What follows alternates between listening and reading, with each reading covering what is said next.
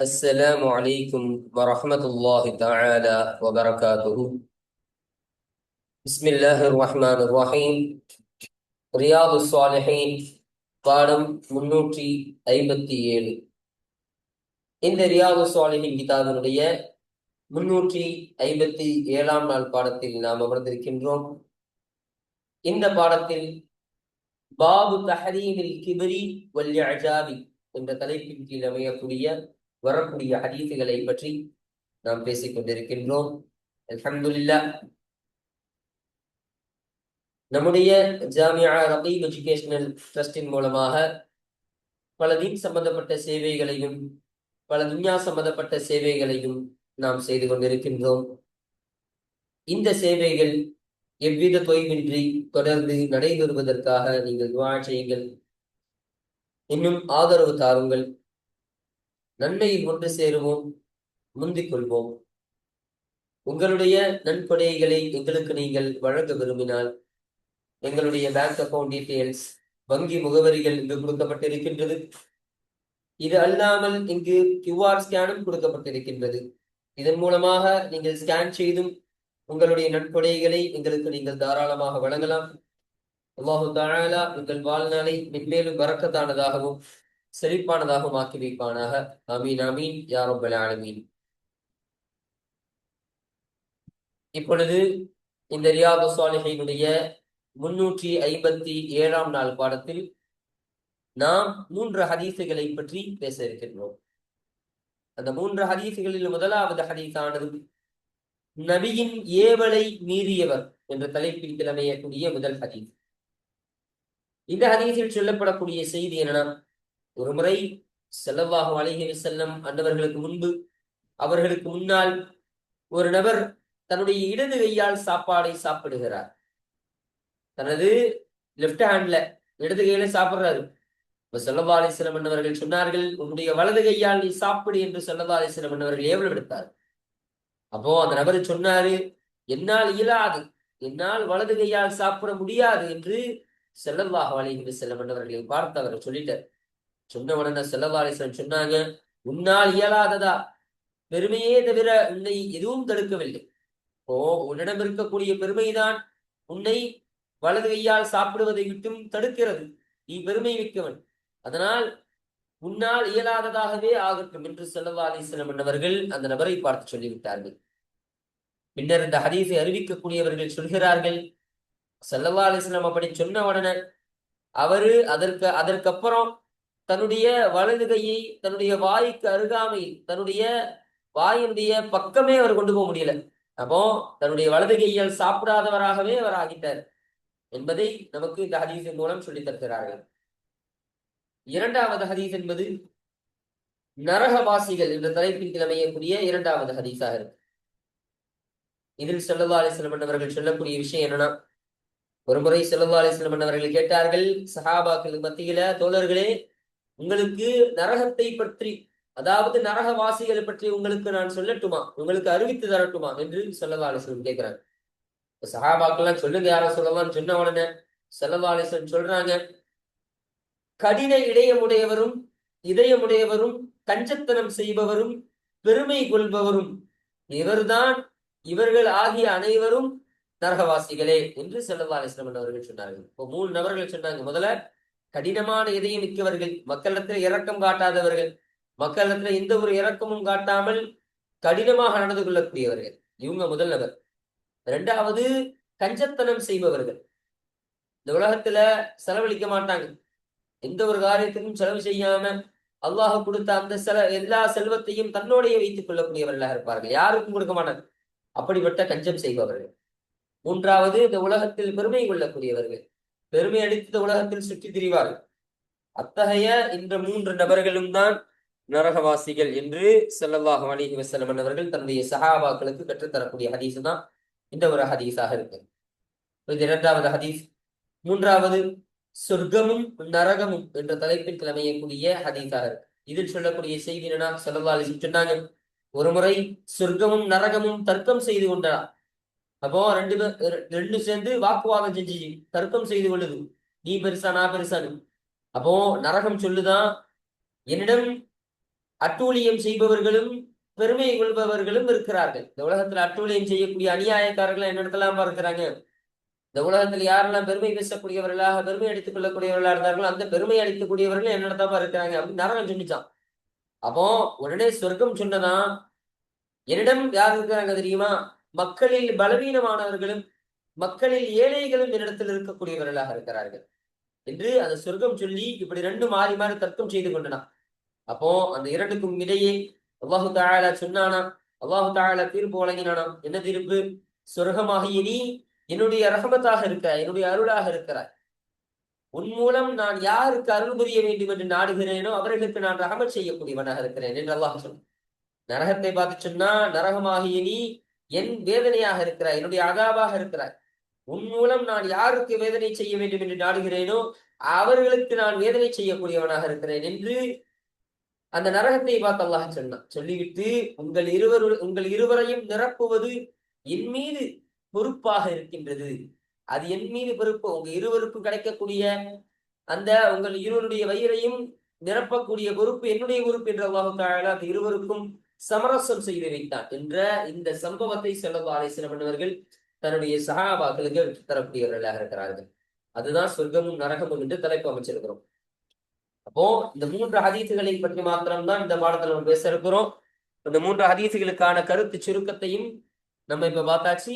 இந்த ஹதீஸிற்கான தர்ஜிமாக்கள், அதில் சொல்லப்படக்கூடிய செய்திகள், மற்ற விஷயங்களை பற்றியெல்லாம் இந்த ஹதீஸ் வாசிக்கும் பொழுது நம்ம முழுமையாக பார்ப்போம். வாங்க, அல்ஹம்துலில்லாஹ்.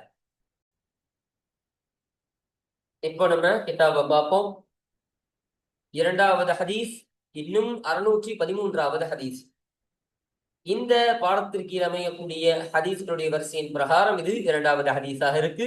இந்த ரியாது ஸாலிஹீன் கிதாபில் பதிவு செய்யப்படக்கூடிய ஹதீஸ்களுடைய வரிசையின் பிரகாரம் இது 613வது ஹதீஸாக இருக்கின்றது என்பதை நமக்கு சொல்றாங்க. இந்த ஹதீஸானது யாரை தொட்டு அறிவிக்கப்படக்கூடியது என்பதை பார்க்கும் பொழுது, வஅன் ஸலமத பினில் அக்வஇ ரலியல்லாஹு அன்ஹு அன்னவர்களை தொட்டு அறிவிக்கப்படக்கூடிய ஹதீஸாக இந்த ஹதீஸ் என்பது அமையக்கூடியதாக இருக்கின்றது என்று சொல்றாங்க. அவங்க சொல்றாங்க, அன்ன ரஜுலன், நிச்சயமாக ஒரு மனிதர், அகல ஐந்த ரசூலில்லாஹி ஸல்லல்லாஹு அலைஹி வஸல்லம் பிஷிமாலிஹி, அகல அவர் சாப்பிட்டார், ஐந்த ரசூலில்லாஹி ஸல்லல்லாஹு அலைஹி வஸல்லம் அல்லாஹ்வுடைய தூதர் ஸல்லல்லாஹு அலைஹி வஸல்லம் அவர்களுக்கு அருகாமையில், அவர்களுக்கு அதாவது அவர்களுக்கு அருகில், பிஷிமாலிஹி தன்னுடைய இடது கரத்தை கொண்டு அவர் சாப்பிட்டார்.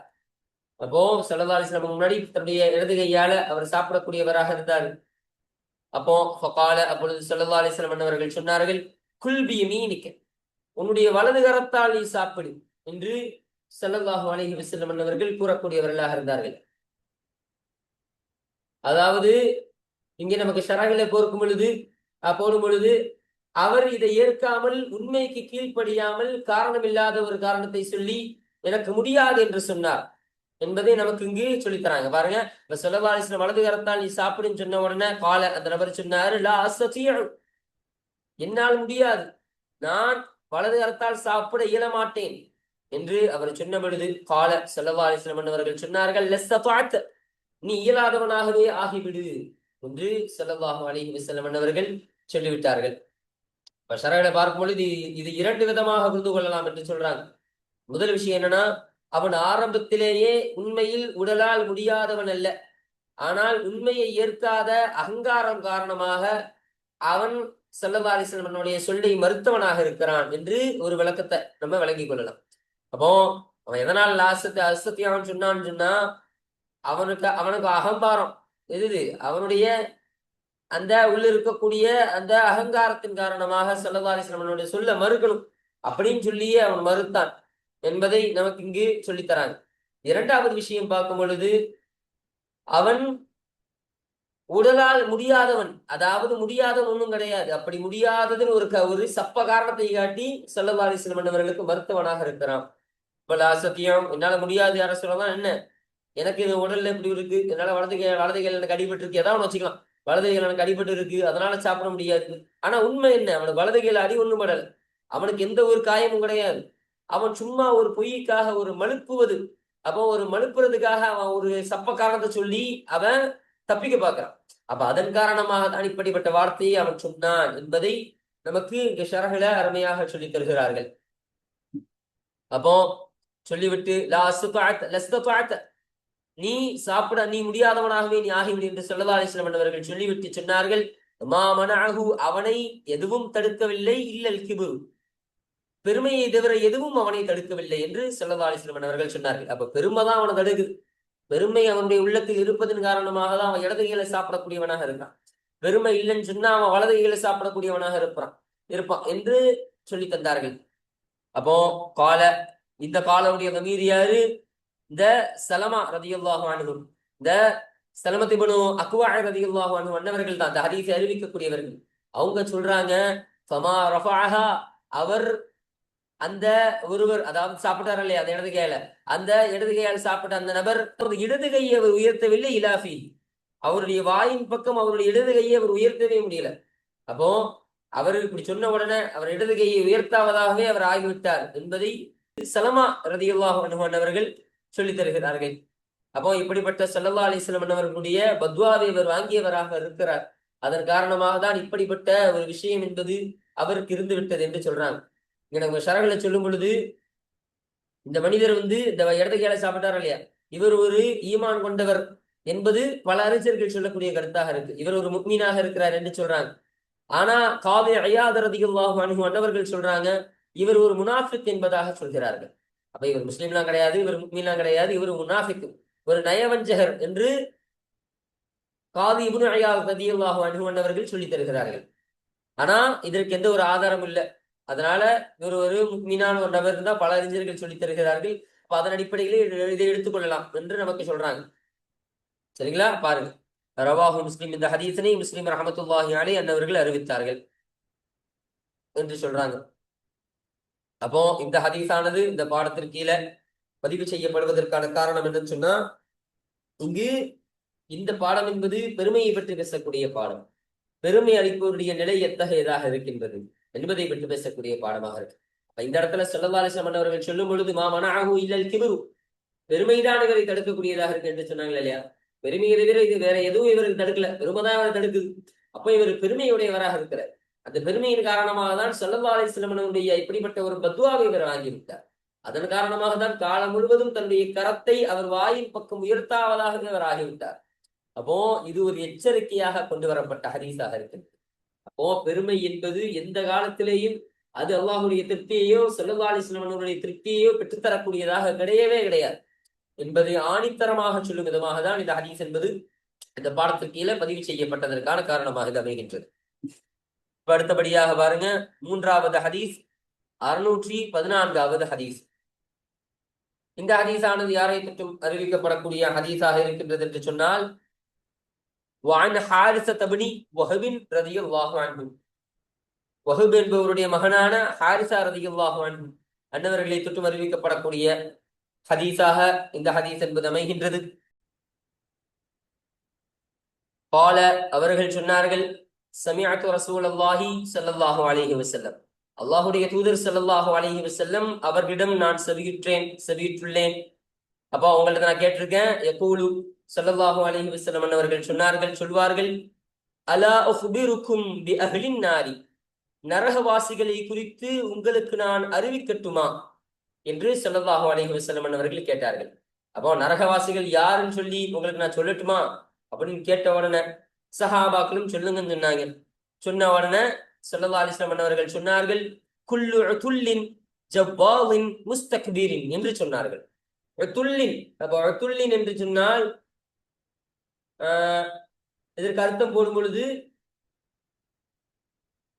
அதாவது கடுமையான, கருணையற்ற, கொடுமையான, மரியாதையற்ற, கள்ளத்தனமான நடத்தை உடையவன், இவன் தான் உதுல். அப்போ ஆக மொத்தம் பார்க்கும் பொழுது ஒரு கருணை இல்லாத ஒருத்தன், ரொம்ப கொடூரக்காரனாக இருக்கக்கூடியவன், அநீதம் செய்யக்கூடியவன், மக்களிடத்துல கனிந்து கொண்டு நடக்காம ரொம்ப கடுமையான முறையில் நடந்து கொள்ளக்கூடியவன், இவர்கள் எல்லாம் உதுல். அப்ப இப்படிப்பட்ட ஒவ்வொரு உதுல்லும் நரகவாசிகள்.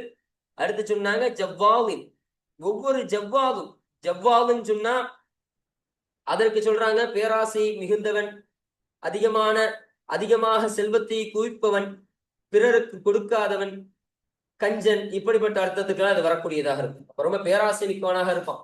ரொம்ப அதிகமாக எல்லாத்தையும் குவிச்சு கொண்டு எல்லா சொத்து எனக்கு சேரணும், யாருக்கும் கொடுக்கவும் மாட்டான், கஞ்சத்தனம் மிக உடையவனாகவும் இருப்பான். இன்னும் சிலருக்கு அர்த்தம் சொல்லும் பொழுது அவருடைய நடையில் அகந்தை கொண்டவன் என்றும் இதற்கு பொருள் சொல்கிறார்கள். அப்போ இதற்கு ஒரு அகந்தை உடையவன் என்ற ஒரு அர்த்தமும் இதற்கு உடையதாக இருக்கின்றது என்பதை நமக்கு இங்கு அருமையாக சொல்லித் தருகிறார்கள். அப்போ ஒவ்வொரு ஜவ்வாவன் சொல்லும் பொழுது நமக்கு பகீனுடைய அர்த்தத்தை கொடுக்கும், கஞ்சனுடைய அர்த்தம். அடுத்து முஸ்தக்பீரனுக்கு இங்கு சொல்லும் பொழுது அது ஒரு மிகுந்த ஒரு அகங்காரியாக இருக்கிறான், அதாவது பெருமை அடிக்கக்கூடியவன். சாதாரணமாக கிபிரில் இருந்ததுதான் முஸ்தக்பீர்.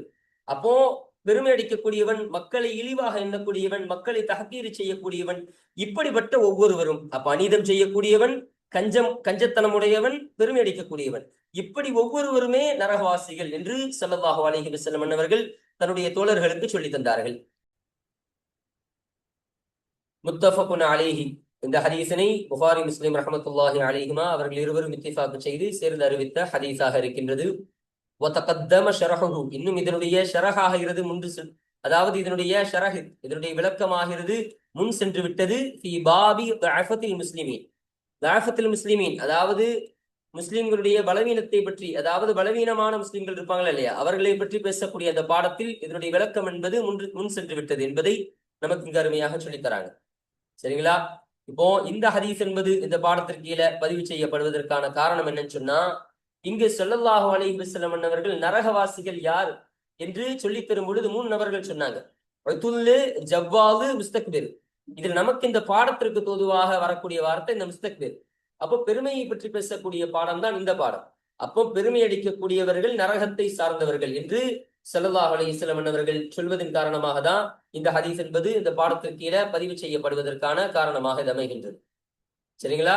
இப்போ அடுத்தபடியாக 4வது ஹதீஸ், இன்னும் 615வது ஹதீஸ்.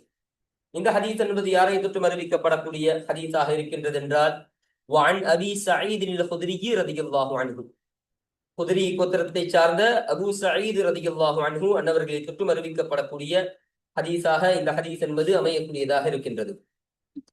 அனி நபி ஸல்லல்லாஹு அலைஹி வஸல்லம், நபி ஸல்லல்லாஹு அலைஹி வஸல்லம் அன்னவர்களை தொற்றும் அவர்கள் அறிவிக்கின்றார்கள். கால, அவர்கள் சொன்னார்கள். யாரு? இந்த காலவுடைய அமீரு நபி ஸல்லல்லாஹு அலைஹி வஸல்லம் அவர்கள். அவர்கள் சொன்னார்கள், யஹ்தஜ்ஜத்தில் ஜன்னத்து வன் நாரு, சொர்க்கமும் இன்னும் நரகமும் தர்க்கம் செய்து கொண்டது. அப்போ சொர்க்கமும் நரகமும் இருக்குதா இல்லையா, அது ரெண்டு வாதம் செஞ்சிச்சு, மாறி மாறி சண்டை போட்டுக்குது. எப்படி? அப்போ காலத்தின் நாரு, அப்பொழுது நரகம் என்பது சொன்னது, ஃபியல் ஜப்பாரூன வல் முத்தகப்பிரூன, ஃபிய என்னிடத்தில் இருக்கிறார்கள், அல் ஜப்பாரூன, ஜப்பாரூன்னு சொன்னா இங்க நமக்கு ஷரஹ்ல எழுதும் பொழுது பெருமை மிக்கவர்கள், அதாவது அகந்தையால் தன்னை உயர்த்தி கொள்ளும், தகுதி இல்லாத உயரத்தை பறைசாற்றும் பாவியவர்கள் என்று சொல்லி தருகிறார்கள். அப்போ அதற்கு உதாரணம் சொல்லும் பொழுது வஹாப குல்லு ஜப்பாரின் அனீது என்ற ஒரு ஆயத்தை ஆதாரமாக வைக்கிறார்கள். அப்ப அந்த ஆயத்தினுடைய அர்த்தம் என்ன? ஒவ்வொரு ஜப்பாரும், ஒவ்வொரு கொடுங்கோளாளர்களும் அவர்கள் அழிந்து விடுவார்கள், அவர்களுக்கு அழிவு என்பது நிச்சயம் என்பதாக அமையக்கூடிய இந்த ஆயத்து. இந்த ஆயத்தினுடைய அடிப்படையில பார்க்கும் பொழுது ஜப்பாரோன என்ற அர்த்தம் அகந்தை மிக்கவர்கள், அதிகாரம் உள்ளவர்கள் என்ற அர்த்தத்திற்கு இது வரக்கூடியதாக இருக்கும் என்று நமக்கு சொல்லி தராங்க. இந்த ஜப்பாரூனுக்கு இன்னொரு அர்த்தத்தையும் சொல்லி தராங்க. அது என்ன அர்த்தம் சொன்னா, அடக்கி ஆளக்கூடியவர்கள், இன்னொருவரை வலுக்கட்டாயப்படுத்தக்கூடியவர்கள் என்ற அர்த்தமும் இதுக்கு வரக்கூடியதாக இருக்கும். இதற்கு ஆதாரம் என ஒமா அந்த அலைஹிம் பி ஜப்பார் என்ற இந்த ஆயத்தை கொண்டு வருகிறார்கள். இந்த ஆயத்தினுடைய தர்ஜுமா என்ன? ஒமா அந்த அலைஹிம், அவர்கள் மீது நீங்கள் இல்லை, பி ஜப்பார், அடக்கி ஆளக்கூடியவர்களாக நீங்கள் இல்லை என்று சொல்லக்கூடிய இந்த ஆயத்து, இதை ஆதாரமாக கொண்டு வருகிறார்கள். அப்போ ஜப்பாருக்கு 2 அர்த்தம். அப்போ இதற்கு முதலாவது அர்த்தம் ரொம்ப பொருத்தமானதாக இருக்கும். எப்படி? அகந்தை மிக்கவர்கள், பிறரை ரொம்ப தாழ்த்தி கொண்டு தன்னை உயர்த்தி கொள்ளக்கூடியவர்கள், அத்தகைய பெருமையுடையவர்கள் என்ற அர்த்தம் தான் ஜப்பாருக்கு ரொம்ப பொருத்தமானதாக அர்த்தம் என்ற ஒரு வார்த்தையை நமக்கு அருமையாக சொல்லி தருகிறார்கள். சரிங்களா? அப்போ ஜப்பார், அப்படிப்பட்ட ஜப்பாரான அந்த நபர்களும் என்னிடத்தில் இருக்கிறாங்க. முத்தகப்பீரூன, இன்னும் பெருமை அடிக்கக்கூடியவர்களும் என்னிடத்தில் இருக்கிறார்கள். பெருமை அடிக்கக்கூடியவர்கள், தன்னை பற்றி பெருமை பேசக்கூடியவர்கள், இந்த உலகத்தில் பிறரை ரொம்ப தஹ்கீராக, ரொம்ப கீழ்த்தரமாக நினைக்கக்கூடியவர்களும் என்னிடத்தில் இருக்கிறார்கள் என்று அந்த நரகம் சொல்லுமா. அந்த நரகம் சொன்னது. அப்போ காலத்தில் ஜன்னத்து, அப்பொழுது அந்த சுவனம் சொன்னதாம், ஃபிய துஅஃபாஉன் நாஸி வ மசாகினுஹும், மசாகீனுஹும், மக்களில் பலவீனமானவர்களும் என்னிடத்தில் இருக்கிறார்கள். ஓ மசாக்கீனுகும், இன்னும் அந்த மக்களில் ஏழைகளும் என்னிடத்தில் இருக்கிறார்கள் என்று அந்த சொர்க்கம் சொல்லி காட்டியதான் என்பதை நமக்கு இங்கு அருமையாக சொல்லித்தராங்க. அப்போ இந்த துஆஃபா உன்னாசுக்கு ஷரஹ்ல போடும் பொழுது அல்லாஹ்விற்கு கீழ்ப்படுகின்ற, தங்களை அடக்கி ஆள்பவர்கள், தங்களை அடக்கி வாழ்பவர்கள், அதாவது தங்களை அடக்கி கொண்டு அல்லாஹ்விற்கு கீழ்ப்பணிந்து அல்லாஹ் சொல்லக்கூடிய விஷயங்களை மாத்திரம் செய்யக்கூடியவர்களாக இருப்பார்கள். அப்படிப்பட்ட மக்களில் பலவீனமானவர்கள் என்பதை நமக்கு சொல்லித்தராங்க. மசாக்கீனுகும் என்று சொன்னால் ஏழைகள், தேவையுள்ளவர்கள் என்று சொல்லலாம். அப்போ இமாம் ஷாஃபிஈ ரலியல்லாஹு அன்ஹு அவர்கள் நமக்கு தலீலுல் ஃபாலிஹின் என்ற ஷரஹ்ல சொல்லும் பொழுது ஃபகீர் மற்றும் மிஸ்கீன் இரண்டும் ஒன்றாக சேர்க்கப்பட்டால், ஒன்றாக மென்ஷன் செய்யப்பட்டால் இரண்டிற்கும் வேறுபட்ட அர்த்தம் இருக்கும் என்று சொல்லித்தராங்க. அப்போ இரண்டிற்கும் வேறுபட்ட அர்த்தம் இருக்கும். ஆனால் இதில் ஒன்றே குறிப்பிடப்பட்டால் இரண்டின் அர்த்தமும் இதில் அடங்கக்கூடியதாக இருக்கும் என்பதை நமக்கு சொல்லித் தரக்கூடியவர்களாக இருக்கிறாங்க. இப்ப ரெண்டும் வேற இடத்துல வந்திருக்குன்னு சொன்னா இதுக்கு வேற வேற அர்த்தம் கொடுக்கலாம். ரெண்டினுடைய அர்த்தமும், அதாவது இதில் ஒன்று மட்டும் குறிப்பிடப்பட்டுச்சுன்னு சொன்னா இதனுடைய இரண்டு அர்த்தமும் இதில் அடங்கக்கூடியதாக இருக்கும் என்பதை ஷாஃபி ரஹ்மத்துல்லாஹி அலைஹி என்பவர்கள் அருமையாக நமக்கு சொல்லித்தராங்க. அப்போ இப்படிப்பட்டவர்கள் இடத்தில் இருக்கிறார்கள் என்று சுவனம் சொன்னது. அப்பொழுது ஃபகதல்லாஹு பைனஹுமா, அந்த சுவனத்திற்கும் நரகத்திற்கும் மத்தியில் அல்லாஹு தஆலா தீர்ப்பளித்தான், தீர்ப்பு வழங்கினான். என்ன தீர்ப்பு? இன்னகில் ஜன்னத்து, நிச்சயமாக சுவனமாகிய நீ, ரஹ்மதி, என்னுடைய ரஹ்மத்தாக, என்னுடைய அருளாக இருக்கிறாய். அர்ஹம் பிகி, உன் மூலம் நான் ரஹ்மத் செய்கிறேன். மன் அஷாஉ, நான் நாடியோருக்கு உன்னை கொண்டு உன் மூலமாக நான் ரஹ்மத் செய்யக்கூடியவனாக இருக்கிறேன் என்று அல்லாஹ் சொன்னார். அப்போ சொர்க்கமே நீ என்னுடைய அருள், உன்னை கொண்டு நான் யாருக்கெல்லாம் அந்த உலகத்துல ரஹ்மத் செய்யணும், அருள் புரிய வேண்டும் என்று நாடுகிறேனோ உன்னை கொண்டு நான் ரஹ்மத் செய்வேன். அப்போ யாரெல்லாம் ரஹ்மத்தை பெறுவார்களோ அவர்களை உன்னிடத்தில் நான் அனுப்பி வைப்பேன் என்று அல்லாஹ் சொன்னான். அடுத்து இன்னைக்கு நாரு, இன்னும் நிச்சயமாக நரகமாகிய நீ, அதாபி, என்னுடைய வேதனையாக இருக்கிறாய் என்று நரகத்தை பார்த்து அல்லாஹ் சொன்னான். அப்போ நீ என்னுடைய அதாபு, பிகி மன் அஷா, நான் யாருக்கு நாடுவேனோ, அதாவது உன்னை கொண்டு நான் அதாபு செய்வேன், வேதனை செய்வேன். மன் அஷா, நான் நாடியோருக்கு உன்னை கொண்டு நான் வேதனை செய்யக்கூடியவனாக இருப்பேன். அப்போ அதுல யாருக்கெல்லாம் நான் அதாபு கொடுக்க நாடுறனோ அவர்களெல்லாம் உன்னிடத்துல அனுப்பிடுவோம்ப்பா, உனக்கு நான் அனுப்புவோம்ப்பா அப்படின்னு ரெண்டு பேருக்கும் பங்கு செய்து கொடுத்து ரெண்டு பேருக்குமான அந்த வாக்குவாதத்தை அல்லாஹு தஆலா தீர்த்து தந்தான் என்ற விஷயத்தை ஸல்லல்லாஹு அலைஹி வஸல்லம் அவர்கள் சொல்லித் தருகிறார்கள். இன்னும் சொல்றாங்க, ஒலி கிளைக்குமா, இன்னும் உங்களில் இருவருக்குமே அலைய, என் மீது பொறுப்பு இருக்கின்றது. மில் உஹா, அதை நிரப்புவது என்பது என் மீது உங்கள் இருவருக்கும் பொறுப்பு இருக்கின்றது. அப்போ உங்கள் இருவருடைய வயிறை நிரப்புவது என்னுடைய பொறுப்பு. உனக்கும் தகுதியானவர்கள் நான் தரம்பா, உனக்கும் தகுதியான நான் தரம்பா அப்படின்னு அல்லாஹு தஆலா சிவனத்திற்கும் நரகத்திற்கும் அந்த நிரப்பக்கூடிய பொறுப்பை அல்லாஹு தஆலா ஏற்றுக்கொள்ளக்கூடியவனாக இருந்தான் என்று ஸல்லல்லாஹு அலைஹி வஸல்லம் அவர்கள் தன்னுடைய சஹாபாக்களுக்கு கற்றுத் தருகிறார்கள். பாருங்க, ரவாஹு முஸ்லிம், இந்த ஹதீஸனை முஸ்லிம் ரஹமத்துல்லாஹி அலைஹி என்பவர்கள் அறிவித்தார்கள் என்ற செய்தியை நமக்கு இங்கு அருமையாக சொல்லித்தராங்க.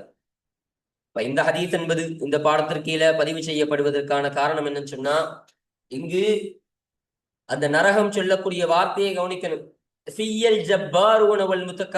என்று நரகம் சொல்லியது. அப்போ அந்த ஜப்பார், அடக்கி ஆளக்கூடியவர்களும் இடத்துல இருக்கிறாங்க, இந்த உலகத்தில் பெருமை வைத்தியவர்களும் இடத்தில் தான் இருக்கிறாங்க. அப்போ இந்த உலகத்தில் பெருமை அடிக்கக்கூடியவர்களுடைய தங்குமிடம் நரகமாக இருக்கின்றது. அவர்கள் நரகவாசிகள் என்பதை விளங்கக்கூடிய ஒரு ஹதீஸாக தான் இந்த ஹதீஸ் என்பது இருக்கின்றது. அப்போ இந்த பாடம் பெருமையை விட்டு பேசக்கூடிய பாடம். இந்த ஒரு கருத்தின் காரணமாக தான் இந்த ஹதீஸ் என்பது இந்த பாடத்திற்கு கீழே பதிவு செய்யப்படுவதற்கான காரணமாக இது அமைகின்றது. அல்ஹம்துலில்லாஹ். அப்போ இந்த பாடம், இன்றைய பாடத்துல நம்ம இந்த 613வது ஹதீஸ், 14வது ஹதீஸ், 15வது ஹதீஸ் என்ற இந்த 3 ஹதீஸ்களுக்கான தர்ஜுமாக்களையும் விளக்கங்களையும் முழுமையாக பார்த்து இந்த பாடத்தை நாம் நிறைவு செய்து விட்டோம். அல்ஹம்துலில்லாஹ். இப்ப இன்ஷா அல்லாஹ் அடுத்த பாடத்தில் இந்த 616வது ஹதீஸை குறித்த செய்திகள், அதில் சொல்லப்படக்கூடிய விஷயங்களை பற்றி இன்ஷா அல்லாஹ் நாம் அடுத்த பாடத்தில் நாம் பேசுவோம். வாஹிரு தஅவானா அல்ஹம்துலில்லாஹி ரப்பில் ஆலமீன். அஸ்ஸலாமு அலைக்கும் வரஹ்மத்துல்லாஹி தஆலா வபரகாத்துஹு.